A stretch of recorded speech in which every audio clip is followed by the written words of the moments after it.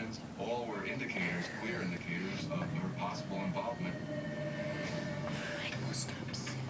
The next person they look at is the last person to see Kissel alive, his driver, Carlos Trujillo.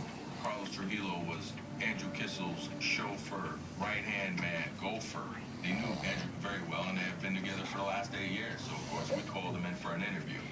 Carlos described his relationship with Andrew as being very close, being almost like a father-son or older brother type relationship.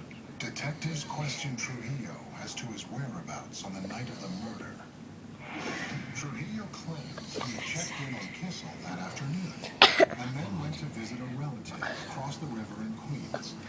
Investigators corroborate his alibi with E-ZPass records, which prove Trujillo drove across the bridge into Queens, just as he stated. Trujillo also reveals that he had accepted a new job with Haley Mine's gonna before the sound murder. sweet. Why?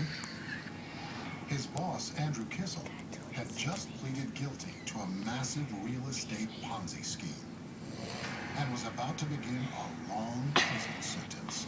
Andrew Kissel was the mini Madoff before the big Madoff came up. One of his scams involved buying properties, then forging documents indicating the mortgage had been paid off. This allowed him to solicit more loans from other banks. Stop. From all his scams, Kissel pocketed $42 million for himself. The crime was remarkably simple. It was elegant, if you will. He just took one piece of paper which said release of mortgage on the top. He basically photocopied some words from another bank document, put a signature and a notary stamp on it, and someone gave him a couple of $1 million once he got it. For decades, We're Kissel recording built you. himself a fortune